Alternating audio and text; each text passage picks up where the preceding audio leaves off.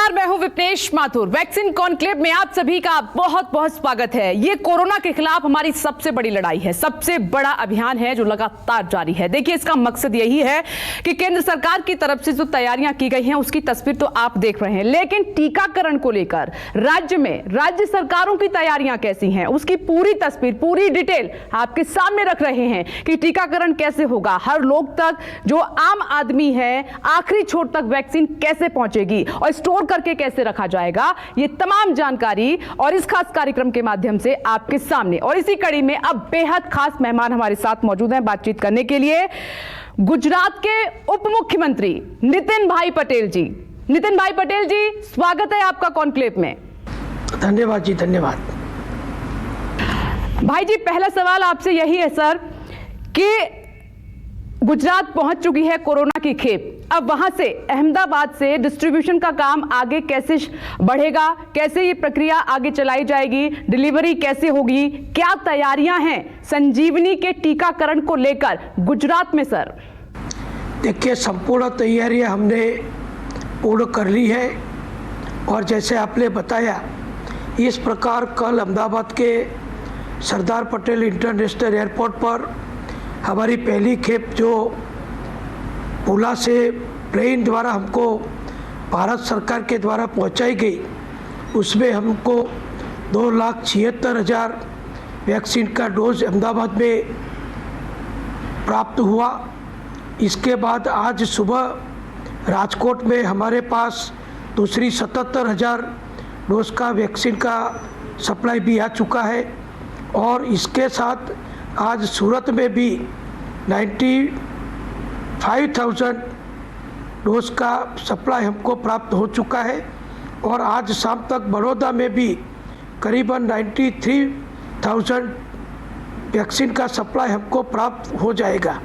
इस प्रकार कल और आज दोनों का मिला के 5,41,000 वैक्सीन डोज गुजरात के फर्स्ट राउंड के लिए भारत सरकार की ओर से आदरणीय प्रधानमंत्री जी नरेंद्र भाई ने बिना मूल्य किसी भी कीमत नहीं लेके पूरे देश के सब कोरोना वॉरियर्स और फ्रंटलाइन कोरोना वॉरियर्स को भारत सरकार के खर्चे से जो वैक्सीनेशन टीकाकरण करना है उसका पूरा फर्स्ट डोज का फर्स्ट राउंड का सभी डोज हमको प्राप्त हो चुके हैं और उसको हमने हमारे कोल्ड स्टोरेज में जहाँ जहाँ भी रखना है, हमारी जो सप्लाई चेन है इस प्रकार से उसको रख दिया है और 16 तारीख को गुजरात में करीबन 20,000 से ज़्यादा सेंटर पर वैक्सीन देने का काम शुरू होगा, तो उस दिन तक सब डोज वहाँ वैक्सीन पहुँच जाएगी।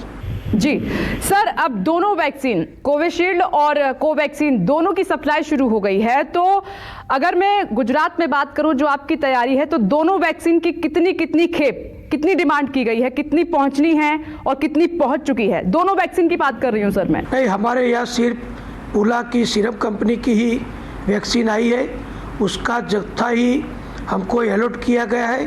तो जो अब तक हमको प्राप्त हुई ये सभी शहरों में वो पुणे से सप्लाई आया हुआ है, सीरम इंडस्ट्री का सप्लाई आया हुआ है।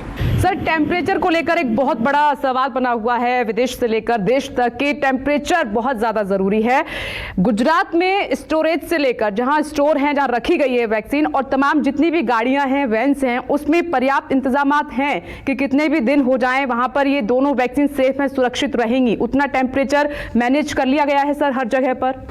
देखिए, मुझे आपको ये बताने में खुशी होती है कि गुजरात सरकार को कोरोना के पहले भी जिस प्रकार से अलग अलग प्रकार का वैक्सीनेशन कार्यक्रम देश में जो भारत सरकार की मदद से चल रहा है, जिसमें आप जानते हो इस प्रकार पल्स पोलियो का 2 टीपा पिलाने के लिए जो कार्यक्रम चलता है, फिर इंद्रधनुष कार्यक्रम के अंतर्गत 5 साल के उम्र तक के बच्चे के लिए अलग अलग प्रकार की वैक्सीन देने का जो कार्यक्रम चलता है, इस प्रकार हमेशा 12 महीने ये वैक्सीनेशन का काम हमारे हेल्थ डिपार्टमेंट के कर्मचारी भाई बहन, हमारे डॉक्टर के द्वारा, हमारे आशा वर्कर के द्वारा वो निरंतर चलता रहता है और पिछले 2 साल में जिस प्रकार से इसमें हमने इंफ्रास्ट्रक्चर खड़ा किया है, कोल्ड चेन खड़ी की है, रेफ्रिजरेटर, पीएचसी से लेके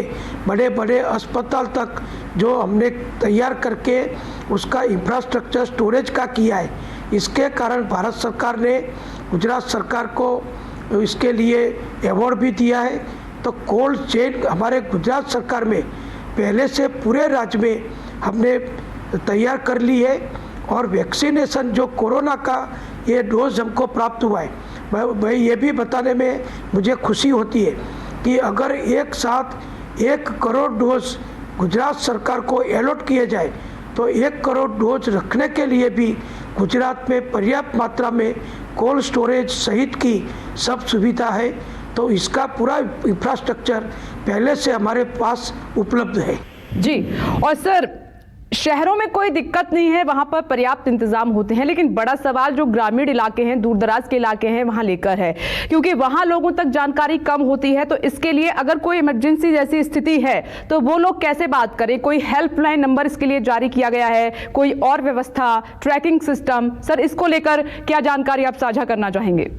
देखिए, ये वैक्सीन जिस प्रकार से उसका ट्रायल किया गया है, उसकी मंजूरी दी गई है, उसको देखते हुए इसके कारण कोई भी अलग प्रकार की किसी को दिक्कत हो ऐसा 99% होने वाला नहीं है। फिर भी सुरक्षा के लिए हर एक सेंटर पर जब किसी को वैक्सीन दी जाएगी तो वैक्सीन देने का काम तो 3-4 मिनट में पूर्ण हो जाएगा, लेकिन जिसको वैक्सीन दी जाएगी, टीकाकरण जिसका किया जाएगा, उस व्यक्ति को कम से कम 40 मिनट तक उसको हम अलग रूम में ऑब्जर्वेशन में बिठाएंगे। उसके लिए बैठने की व्यवस्था, पीने के पानी की व्यवस्था, अन्य सुविधा भी हमने की है।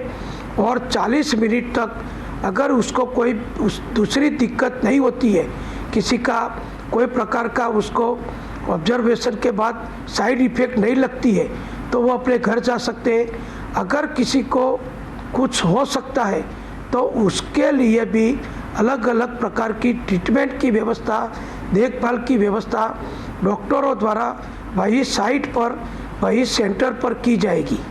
सर कितने लोगों का पंजीकरण अब तक हो चुका है, और जो ऐप के माध्यम से इससे सहूलियत ज़्यादा होगी तो किस तरीके से काम होगा? और साथ ही अगर हम राज्य के हिसाब से बात करें तो पूरी प्रक्रिया कंप्लीट होने के लिए कितनी डोज की आवश्यकता पड़ेगी गुजरात को? देखिए, अभी तो भारत सरकार ने, प्रधानमंत्री जी ने जिस प्रकार से गाइडलाइन पूरे देश को दी है, उसमें 16 तारीख से जो फर्स्ट स्टेज शुरू होने वाला है वैक्सीनेशन कार्यक्रम का, जो दुनिया का सबसे बड़ा अभियान ये गिना जाएगा। तो उसमें गुजरात में हमारे जो कोरोना वॉरियर्स है, जो सरकारी अस्पताल के डॉक्टर है, नर्सिंग स्टाफ है, पैरामेडिकल स्टाफ है, और भी जो सफाई से जुड़े हुए कर्मचारी है, और वैसे ही प्राइवेट अस्पताल के जो doctors, paramedical staff, nursing staff है, इस प्रकार के 4,33,000 लोगों का पूरा रजिस्ट्रेशन हमने पोर्टल पर कर दिया है। हर एक के नाम, उनके मोबाइल नंबर, उनका एड्रेस वो हमारे पास आ चुका है, और किसको कब वैक्सीन देनी है उसका इंटीमेशन भी, उसकी सूचना भी उनको मोबाइल पर पहले दिन, अगले दिन भेज दी जाएगी कि आपको कल इस सेंटर में इतने बजे वैक्सीन दी जाएगी, तो आपको वहाँ उपस्थित रहना है। तो मोबाइल के द्वारा उनको मैसेज दिया जाएगा, उसका एड्रेस दिया जाएगा वैक्सीनेशन सेंटर का, ताकि जिसको वैक्सीन देनी है वो व्यक्ति वहाँ पहुँचेगा। और जो स्टाफ हमने ट्रेन किया है और बार बार मॉक ड्रिल करके पूरा ट्रायल हमने बार बार विदाउट वैक्सीनेशन जो पूरा कर दिया है, उस प्रकार जब वैक्सीन एक्चुअली शुरू होगी उसका इस्तेमाल किया जाएगा। सर अब एक बहुत महत्वपूर्ण सवाल मेरा पारदर्शिता को लेकर है सर, क्योंकि कई बार आपने देश में देखा होगा कि एक होड़ वाली, भगदड़ वाली स्थिति मच जाती है, और जो ज़्यादा मजबूत है, जिसके पास पैसा है, वो कहीं ना कहीं साठगांठ करके ज़रूर वो प्राथमिकता लेना चाहता है, खुद वैक्सीन लगवाना चाहेगा। ऐसे में जो असहाय लोग हैं, गरीब जनता है, उन लोगों को सर ऐसा ना लगे कि हमारे साथ कुछ गलत हो रहा है, कुछ ऐसा वो महसूस ना करें, इसके लिए ट्रांसपेरेंसी के लिए सर कुछ कदम उठाए गए हैं ताकि पारदर्शिता बनी रहे, सब बराबर हों, सबको एक साथ वैक्सीन लगे, चाहे कोई कितना अमीर हो, चाहे कोई कितना गरीब हो। ये आपकी बात बिल्कुल सही है। देखिए, पोर्टल जो बनाया गया है उसमें स्टेज बाय स्टेज किसको कब वैक्सीन देनी है वो भी तय किया गया है। समझ लो कि 16 तारीख को पहला जो स्टेज शुरू हो रहा है उसमें कोरोना वॉरियर्स को वैक्सीन देनी है। बाद में दूसरा स्टेज जो शुरू होगा, दूसरा तबक्का जो शुरू होगा उसमें फ्रंट लाइन कोरोना वॉरियर्स को वैक्सीन देनी है। तीसरा तबक्का में जो 50 साल की उम्र से नीचे वाले जो लोग हैं और कैंसर, किडनी या गंभीर प्रकार की बीमारी से पीड़ित है लेकिन उसको कोमोर्बिड होने की ज़्यादा शक्यता है, तो उसका जीवन बचाने के लिए, उसको सुरक्षित करने के लिए वैक्सीन देना बहुत ज़रूरी है। तो उसका लिस्ट भी बन चुका है, उनका नाम, पता सब हमारे पास है। और एबव 50 जो हमारे सीनियर सिटीजन है उसको भी वैक्सीन देने का इसमें जो स्टेज आएगा, जब उसका क्रम आएगा तो उनको भी वैक्सीन दी जाएगी। तो जिसको वैक्सीन करनी है उसके नाम पर ही वो वैक्सीन दी जाएगी। जैसे हम वोटिंग करने के लिए जाते हैं तो मतदान मथक पर, वोटिंग बूथ पर मतदार का जैसे नाम होता है, इसी प्रकार यहाँ हमारे पोर्टल में जिसको वैक्सीन देनी है उसका नाम, पता, उसकी उम्र वगैरह नोट किया गया होगा और जैसे ही उसको वैक्सीन दी जाएगी तो ऑनलाइन पोर्टल पर उसका रजिस्ट्रेशन हो जाएगा और सीधा भारत सरकार के पोर्टल में वो चला जाएगा। और पहला डोज लेने के बाद 29 दिन के बाद दूसरा डोज जो देना है उसको उस दिन फिर से यही व्यक्ति को बुलाया जाएगा जिसको पहला डोज दिया गया है। तो 29वें दिन उनको मैसेज भी मिल जाएगा कि आपका दूसरा डोज आज लेने का है, तो वही सेंटर पर उनको फिर जाना है, वही दूसरा डोज दिया जाएगा। और दूसरा डोज लेने के बाद दूसरे 14 दिन के बाद जो वैक्सीन की असर है वो शुरू हो जाएगी, तो व्यक्ति ज़्यादा सुरक्षित हो जाएगा। इस प्रकार का पूरा क्रम है, वो पूरी पारदर्शिता से सब पोर्टल पर है, सब ऑनलाइन पर है। तो मैं मानता हूँ कि किसी को इसमें उसका गलत लाभ लेने की कोई गुंजाइश नहीं है, कोई आगे पीछे होने का भी बहुत गुंजाइश मैं मानता हूँ नहीं है। जी सर, कोरोना की कीमत को लेकर आम इंसान के मन में बहुत सवाल हैं। सर, आपने देखा कि कोरोना जब हुआ तब काफ़ी लोगों की जॉब चली गई, इतना पैसा है नहीं, तो जब ये मुफ्त में टीकाकरण होगा तब तक तो ठीक है, लेकिन उसके बाद की कीमतों का सर क्या? क्योंकि अलग अलग वैक्सीन की अलग अलग कीमत है सर। देखिए, मुझे ये भी बताने में खुशी होती है कि जब कोरोना का संक्रमण चल रहा है, चलो पहले शुरुआत हुई थी, तब से गुजरात सरकार ने हमने हमारे सभी सरकारी अस्पताल और जो प्राइवेट अस्पताल है, जो सुपर स्पेशलिटी कॉरपोरेट अस्पताल है, उसमें भी उसके जो टोटल जो बेड थे उसमें से 50% बेड सरकार ने पहले से ही रख लिए थे, रिजर्व कर लिए थे। तो सरकार के सभी अस्पताल जो कोविड नोटिफाइड किए गए थे और प्राइवेट अस्पताल जहां कोरोना की, कोविड की ट्रीटमेंट चलती थी, वहां के 50% बेड पर जो भी दर्दी को हमने ट्रीटमेंट दी है उसके पास एक भी पैसे का खर्चा किसी से नहीं लिया गया है। सबका खर्चा गुजरात सरकार ने अपने बजट से दिया है और अब तक करीबन 1000 करोड़ रुपया का खर्चा गुजरात के कोरोना पॉजिटिव मरीजों की ट्रीटमेंट के लिए, उनकी दवाइयों के लिए, इनको इंजेक्शन देने के लिए, उनको ऑक्सीजन में रखने के लिए या वेंटिलेटर पर रखने के लिए, आईसीयू में रखने के लिए, दिन में उनको 8 बार अलग अलग प्रकार का जो भोजन, नाश्ता, दूध, चाय, ब्रेकफास्ट, बिस्किट वगैरह जो देना है, उसके लिए जो भी खर्चा हुआ, सभी खर्चा 1000 करोड़ से ज़्यादा रकम का खर्चा हमारी गुजरात सरकार ने बेयर किया है। तो गुजरात में कोरोना के पेशेंट को कोई खर्चा करना नहीं पड़ा है और अब वैक्सीन की मैं बात करूं तो आदरणीय प्रधानमंत्री जी ने ये डिक्लेयर कर ही दिया है कि कोरोना वॉरियर्स और फ्रंटलाइन कोरोना वॉरियर्स जिसकी पूरी संख्या देश में 3 करोड़ की होती है पूरे देश में, उनका जो टीकाकरण होगा उसका सबका खर्चा वो भारत सरकार सभी राज्यों को देगी। तो राज्यों को इसमें कोई खर्चा करना नहीं है। बाकी जो बात आई कि सिटीजन को जब देने की बात आएगी, उसका चरण जब आएगा तब भी हम गरीब वर्ग को, मध्यम वर्ग को, किसी को कोई खर्चा, मिडिल क्लास के लोगों को भी टीकाकरण के लिए कोई खर्चा न उठाना पड़े, इसके लिए भी हम व्यवस्था करेंगे। नितिन भाई, जो आपने जानकारी दी है वो जानना बहुत ज़रूरी था, क्योंकि आपको तमाम देश के लोग सुन रहे हैं, गुजरात की जनता सुन रही है, क्योंकि कई सारी ऐसी समस्याएं थी, कई ऐसे सवाल थे मन में कि टीकाकरण कैसे होगा, कितनी कीमत चुकानी पड़ेगी, कैसे हम तक पहुंचेगी। उन तमाम सवालों के जवाब आपने बखूबी दिए हैं। सर, बहुत बहुत धन्यवाद आपका न्यूज़ 24 से बातचीत। धन्यवाद, आपका भी धन्यवाद।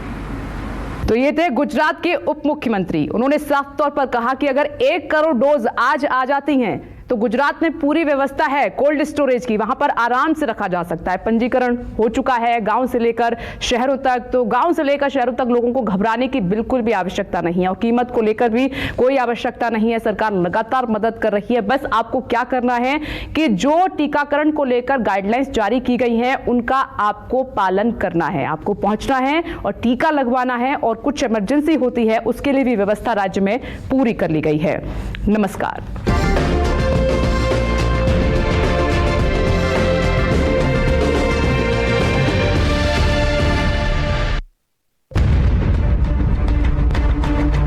वैक्सीन कॉन्क्लेव में हिमाचल के मुख्यमंत्री जयराम ठाकुर, दोपहर 1 बजे। नमस्कार, मैं हूं मानक गुप्ता। अगर आपको हमारा ये वीडियो पसंद आया हो तो इसे लाइक और शेयर जरूर करें, और हां, हमें सब्सक्राइब और फॉलो करना ना भूलें ताकि आप देश और दुनिया की कोई खबर मिस ना करें। तो जुड़े रहिए हमारे साथ और देखते रहिए न्यूज़ 24।